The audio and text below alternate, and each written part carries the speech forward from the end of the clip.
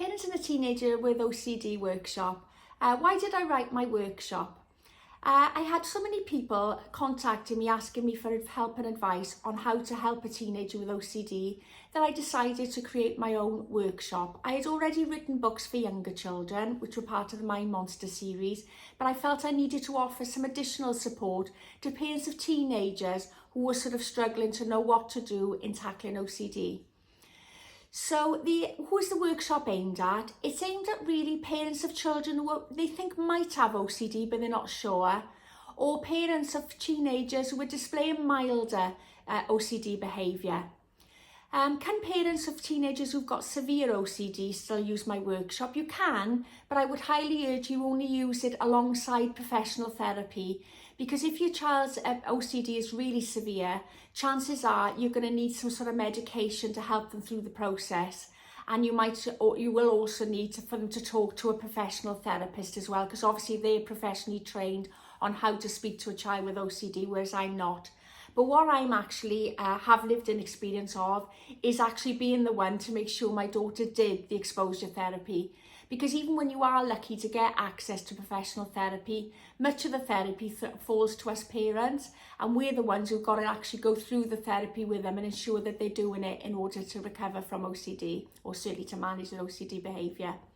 So what can you expect from the workshop? The first part actually helps you to diagnose whether you think your child has actually got OCD, as opposed to general anxiety or a habit. It then tells you how to get diagnosed and what to do while you're waiting for professional therapy, because there are a lot of ways you can educate yourself on OCD while you're actually waiting for therapy. Part 2 actually shows how I incorporated exposure, response and prevention therapy, which is in short is ERP therapy, to help my daughter manage her OCD behaviours. That's quite a lengthy piece of the process, because obviously it's exposure response prevention therapy that is the most effective in helping your child to manage OCD behaviour.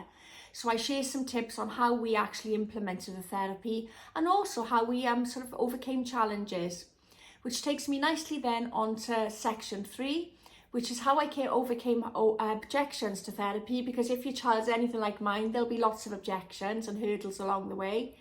I also share how I made school life easier, because school life was a real challenge around OCD. And I also share how to protect siblings and relationships from OCD, because sadly, OCD can actually affect relationships and siblings as well. And as I say, I learned a lot about that in the process, particularly with the sibling, because what I realised was, because OCD is so time consuming, you tend to just get absorbed into it, and you can sometimes forget that it's really tough on the sibling and your partners too. So I hope that's given you an idea on what to expect with parenting a teenager with OCD workshop. I'll pop a link into the comments if you fancy checking it out.